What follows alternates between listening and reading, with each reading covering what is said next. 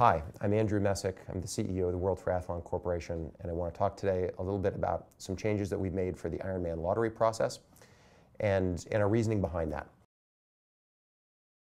Well, the first time it really became apparent to me that we may want to rethink the way the lottery process works was in Frankfurt at the Sparkasse Frankfurter Ironman European Championship. It was the 10th anniversary, and as part of the Carbo dinner, they invited all the people that had competed in all 10 of the European Championships up on stage. And I was really struck that when you looked at, there was about a dozen athletes who had done all 10. And I was really struck that they didn't look like quintessential Kona qualifier age groupers. But clearly, these were really serious, hardcore, dedicated athletes. To do that particular race 10 times in a row required a huge commitment, and it's really hard. And so I started to think, well, you know, what's the way that people who are dedicated in that particular way, you know, do those people have a chance to go to Kona? And the answer is, unless you're really fast or you're really lucky, you don't. And I didn't really think that that's fair. Well, we made two changes. The first was to create what we're calling the Ironman Legacy Program. And that is people who've done 12 or more Ironman races in their career and finished those, who are actively racing. So they've completed a full Ironman in 2010, completed a full Ironman in 2011, and are signed up for one in 2012. And they've never been to Kona. They've never gotten a Kona start. So for those athletes, we think that it's fair to give them a chance to race Kona once in their career. The second modification in the lottery program is to introduce weighting into the main lottery.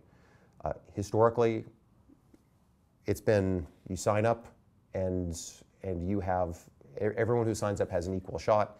If you're a Passport member, you get an extra ball in the lottery, so to speak. What we're going to do going forward is we're going to create a system by which you get credit for the times that you've signed up historically.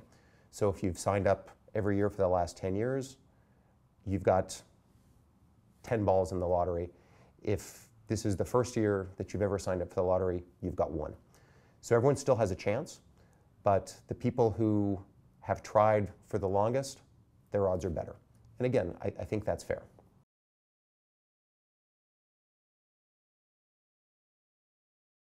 So for this year, the 205 lottery slots are going to be allocated.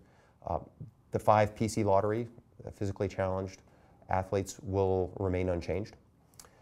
We'll have 100 legacy slots, and we'll have 100 main lottery slots. Kona isn't just the race for World Championship and for extraordinary times. And I think for anyone who's had the great privilege of standing on LEE Drive between 10 p.m. and midnight to watch the athletes come in, the last athletes, to be able to see the people who've struggled, the people perhaps without the natural talent, but that still have the grit and the perseverance and the drive to finish.